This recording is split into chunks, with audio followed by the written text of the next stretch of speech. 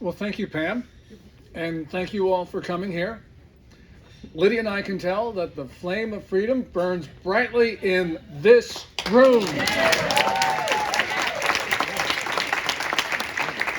And we're just so proud to be here to stand shoulder to shoulder with you because you guys rock.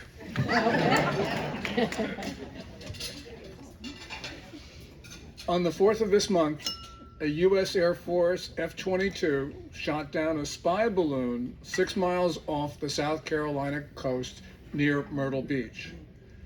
That balloon had first entered U.S. airspace around the Aleutians. It flew north into the Alaskan landmass, then flew south down Canada, and ended up in the lower 48 states, where it meandered over some of the most sensitive military sites that we have. Maelstrom, F.E. Warren, Minot, Offutt, and Whiteman Air Force bases, among other things.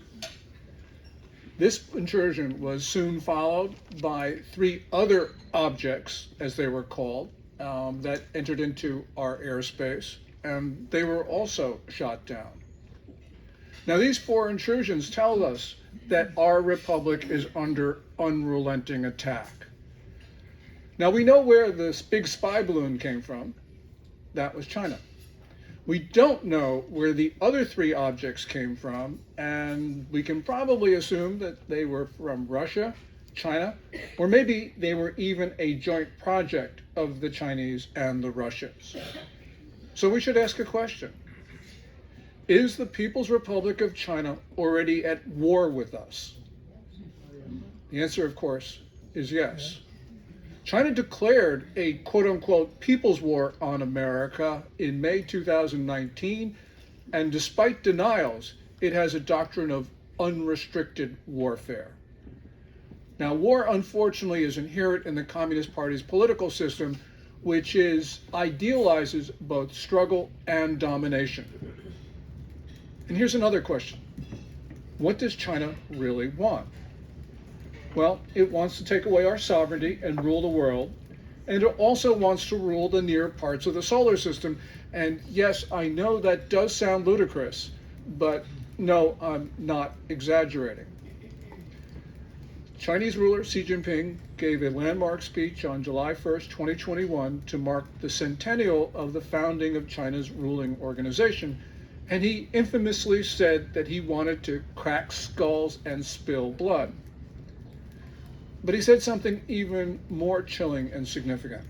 And these were his words, quote, "The Communist Party of China and the Chinese people, with their bravery and their tenacity, solemnly proclaim to the world that the Chinese people are not only good at taking down the old world, but good at building a new one." And by those words, Xi, the Chinese leader, was saying that he wanted to impose China's imperial era system, where Chinese emperors believed that they not only had the mandate of heaven over Tianxia, or all under heaven, but that heaven compelled them to rule the entire planet. And that means that we're not competing with China in the Westphalian international system that's been in place since 1648. You know, our president says, oh, China's just a competitor. No. The Chinese don't even want to change that system to adjust it. They want to overthrow it altogether, which means that China, once again, is revolutionary. But Xi Jinping is not content with just planet Earth. Since 2017, his officials have been publicly talking about the Moon and Mars as sovereign Chinese territory. That's right, a part of the People's Republic of China. And that means they consider those near heavenly bodies to be like the South China Sea, theirs and theirs alone. And that means they will exclude other nations from going there if they have the position to do so. And we don't have to speculate about that because Chinese officials have actually said that. In April 2021, Chinese officials announced the name of their Mars rover. They said the name of the rover was Zhurong, God of Fire. Yeah, that makes sense. Mars, God of Fire. But what the Chinese officials didn't tell us was that Zhurong is also the god of war and the god of the South China Sea. So now that we know what China wants, what is it trying to do to get it? And today I'll talk about two of their unrestricted warfare tactics. First is subversion and disinformation operations, and the second is fentanyl. Yeah. On subversion, the Chinese government uses every point of contact with our society to destroy it. And this means they have tried to surreptitiously affect political opinion and the outcome of elections in our country. And their operations are large, far larger than Russia's. So for instance, in June 2019, Twitter took down 174,000 fake Chinese accounts.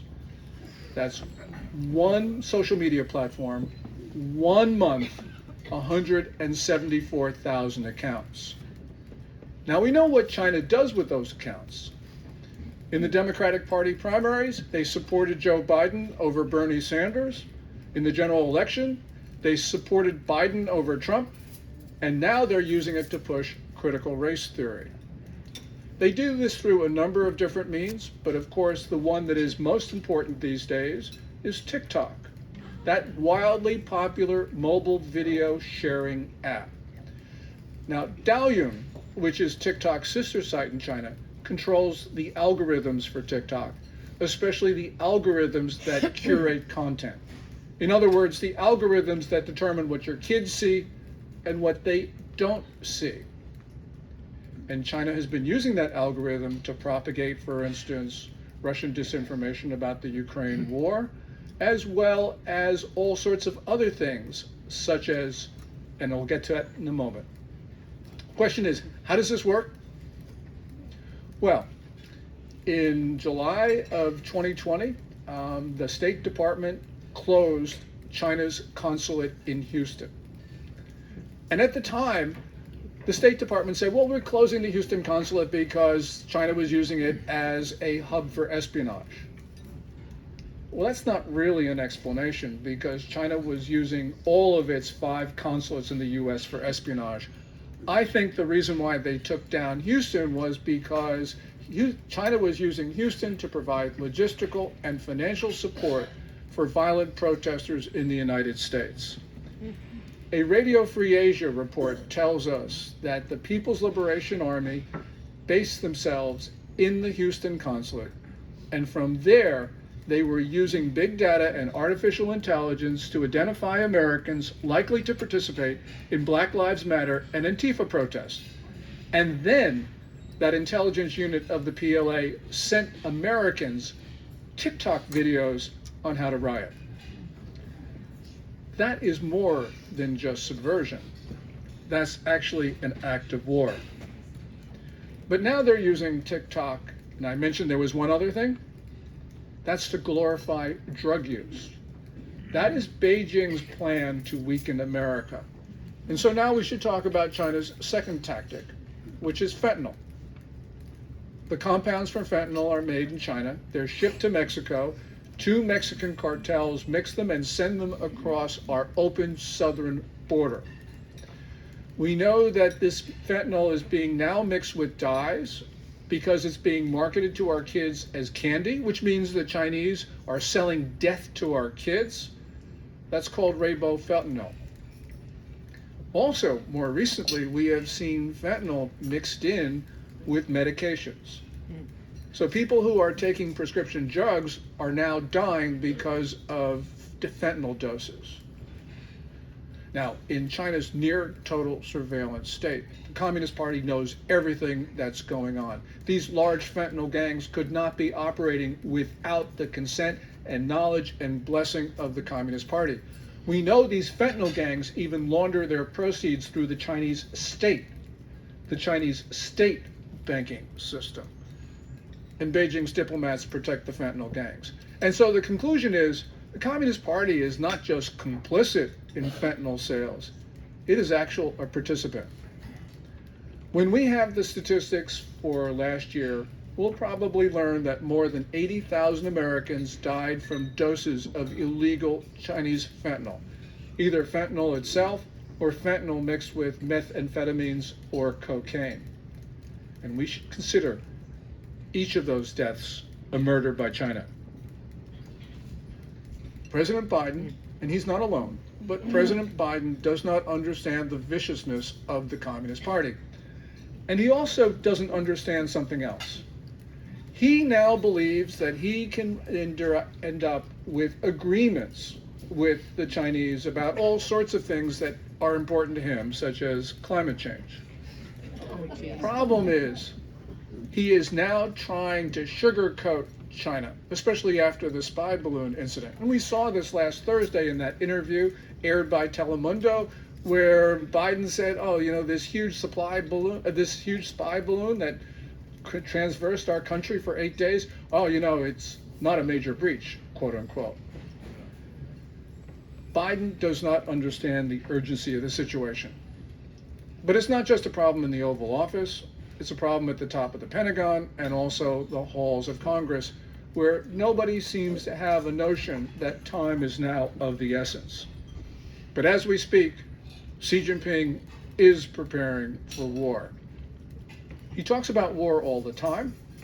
At the 20th Communist Party National Congress, which concluded in October, Xi Jinping appointed what is now called his War Cabinet. We know he has been sponsoring the largest and fastest military buildup since the end of the Second World War. He is trying to sanction-proof his regime. Most ominously, he is trying to mobilize China's civilians for war.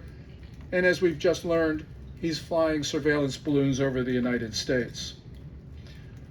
But it's not hard to see why Xi Jinping will strike now, because I believe that he is starting to see a closing window of opportunity, because his regime is now being beset by simultaneous crises. In China, there are continuing debt defaults, plunging property prices, a contracting economy, worsening food shortages, deteriorating environment, and the COVID-19 outbreaks, which this winter will infect about 1 billion people in China and kill somewhere between 1 and 2 million. And while all of this is going on, China is facing the steepest demographic decline in history in the absence of war or disease. In demographic terms, this is a collapse. China in this century, the 8 decades remaining, will lose somewhere between 900 million and 1 billion people, which means at 2100, China, which is now 1.4 billion people, will be about maybe 400, 500 million people, be 1/3 as populous as it is today. No society has ever undergone that. So Xi Jinping is motivated to move fast.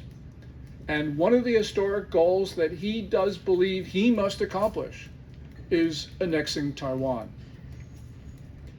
Now, Chinese communist leaders for decades have been talking about how Taiwan, which is formerly the Republic of China, must become part of the People's Republic of China. And so the question is, well, what's changed?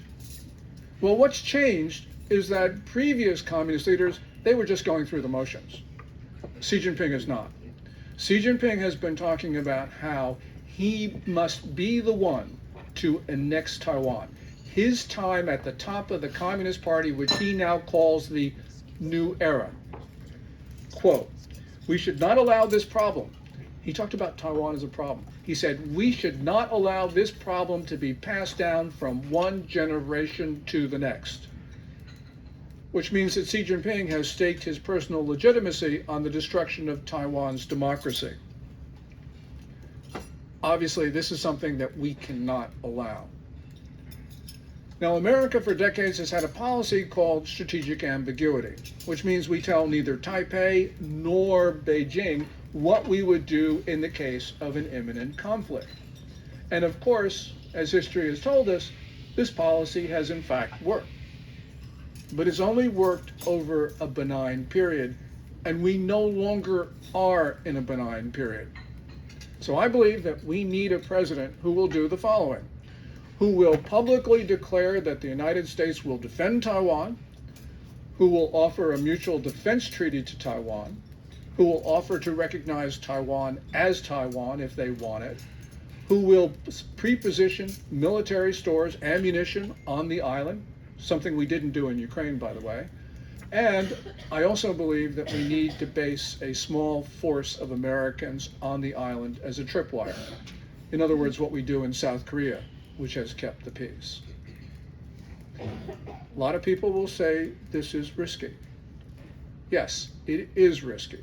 But to say something is risky these days is not a meaningful objection, because after 3 decades of misguided China and Taiwan policy, every course of action is risky. There are no risk-free options. And the riskiest and the most dangerous option of all is to continue with policies that created this dangerous situation in the first place. Why defend Taiwan? Well, since the 19th century, Taiwan has been the center of our Western defense perimeter. It's where the South China and East China seas meet. Taiwan actually anchors that line and prevents the Chinese Navy and Air Force from surging into the Western Pacific, where we certainly don't want them. There's a more important reason, and that is China is attacking not just our democracy, not just other democracies, but the whole concept of democracy. And we cannot allow a militant totalitarian state to destroy any democracy, especially one as important as Taiwan. But there's another reason. After the fall of Afghanistan, we disheartened and we angered our friends and our allies. And now the defense of Taiwan has been considered around the world, not just in the region, but around the world, as the test of American credibility and resolve. And we cannot fail again. Because if we fail again, we no longer will have friends and partners in the world. Unfortunately, the Pentagon, yes, they say they're planning for war across the Taiwan Strait, but they make the brave assumption that if war comes, it can't come before 2027. And we see both the Navy and the Air Force now planning for war, but they are trying, both the Navy and Air Force are trying to mothball ships and planes. And they want to do this because they say they want to pay for modernization, to pay for the force of the future, to pay for the force that will fight in the 2040s. We need a military that is prepared to fight tonight, not 20 years from tonight. Xi Jinping, on the other hand, he is moving with great speed. And so the question is, what do we do? Well, with no respect to the guys in this room, I have an action plan for the women because I know that they can get things done.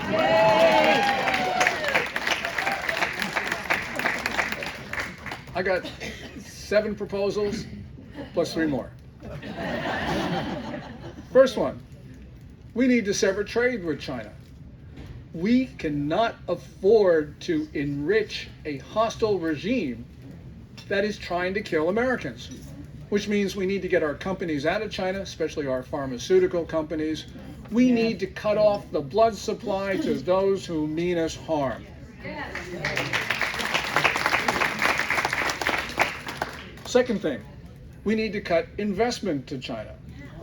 This means, President Trump, to his great credit, banned American investment into military-linked Chinese companies. But we need to ban investment into all Chinese companies because all Chinese companies, as a practical matter, act as one. The Communist Party has this doctrine of civil-military fusion, which means that the Chinese military has access to everything that any company or entity in China has. And this means that we need to make sure that American portfolio investors, federal pension funds, state pension funds, none of them can invest in China. Third thing, we need to get China's agents out of our country. Yes. And this means closing the remaining 4 consulates. It means taking that enormously big embassy on Connecticut Avenue in Washington and stripping it down to the ambassador. And I really wouldn't mind sending him home either, but just okay, we'll leave him for the moment. It also means getting rid of state enterprises that do business in the US, especially the Chinese state banks that are here, because they're the ones who, through our own financial system, are laundering fentanyl profits. We cannot afford to use our investment dollars to support the Chinese regime. Fourth thing, we need to end all technical cooperation agreements with China. We should not be giving them the world's best technology for free, which sometimes happens. And let's remember, who taught the Chinese to manipulate coronaviruses to make them more dangerous to humanity? We supported federal money, your money, my money, went to teaching the Chinese how to do these things in the Wuhan Institute of Virology. Thank you, Dr. Fauci. Amen. Fifth thing, we just shouldn't let China to buy our tech companies. Sixth, we should get the Chinese off our farm and ranch land. We know that Chinese parties have been using our land for illegal purposes like marijuana cultivation. We know that they have been basing human sex trafficking operations in Oklahoma. We know that they're trying to use our own land for espionage. This is our country. What were we thinking? We weren't. We weren't. You're absolutely right, Katie. We weren't. Yeah, I can read up here. Number 7. Now that we shot down the balloon, and that was a good move, we cannot, we cannot allow Biden to sugarcoat this and say, oh, it never really mattered, which is what he's tried to do, especially in that interview with Judy Woodruff on PBS. Now, there are 3 things that each of us can do on our own. First of all, don't hold Chinese stocks anymore. Now, you're probably thinking, I don't own any Chinese stocks, but if you own a mutual fund, an international mutual fund, undoubtedly it will hold Chinese stocks. Tell your broker to sell international mutual funds that you may hold. Second thing, when you have the chance and the opportunity, just don't buy stuff from China. We can make a big difference with our everyday purchasing decisions. And third thing, let's tell websites to include cool information. That's COOL, as in country of origin labeling. Yeah. Right. Florida Senator Rick Scott has a bill to prevent this, to require it. And obviously, we need to know where this stuff comes from that we buy from these websites. But let's first of all tell Amazon and all the rest of them, we want to know where this crap comes from. Now, these steps aren't going to be easy. They're going to require bottom-up pressure, which means grassroots organizing, which you guys are really good at.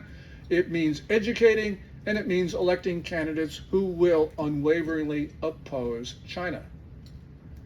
Yeah, this is going to be tough. But what are our children and grandchildren going to think when they realize that we had the means to protect them and chose not to do so? Each of us can act, and each of us must act because China's not going to give us a second chance. Our republic is in peril.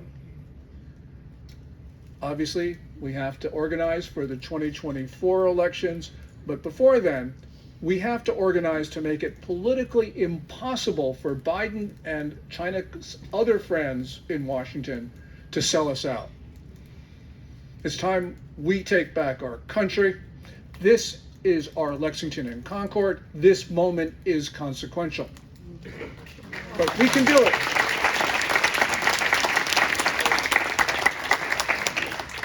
Thank you, Katie. We can do it. We're Americans.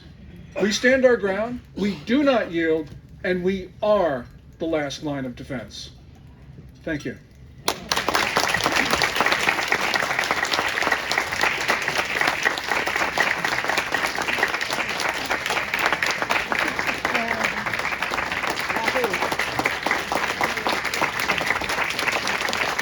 Thank you. Thank you.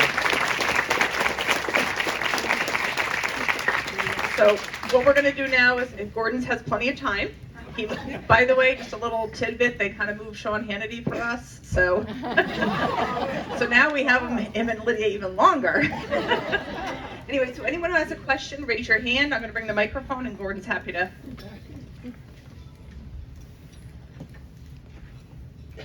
Hi, my name is Whitney. I'm from Norwalk, Connecticut. I saw recently, or actually I heard, maybe it was in the last day or so, you had made a statement about the response of China saying that, oh, yes, the U.S. had sent balloons over China, and you said that's categorically untrue. And I wanted to know more about the perception, since we never hear the real news, what you think is really happening. Well, for China to accuse another country of doing what it's doing is standard operating procedure. But there are two reasons why we know that that claim by Beijing is false, that we sent 10 spy balloons over Chinese territory last year. First of all, China is going to complain immediately. I mean, they would never have let that occur without screaming and yelling and telling the world. So we know it's false. Second thing we know it's false. Our military doesn't have a fleet of spy balloons. So, there's just no way that that can be true. But what we have seen, and you raise another issue here, and that is China's response. I mean, we have seen China's first response was to say, I'm sorry we sent the spy balloon. Second was to get angry and say that they would retaliate. Then the third response was sort of like mocking. That was like the fourth one. And they're moving on to a fifth one, which is they've actually now said, well, we're going to impose sanctions on U.S. defense contractors. So, this is going to get a little bit ugly. But nonetheless, they're trying to intimidate us at this point. And unfortunately, we have a president who is prone to intimidation.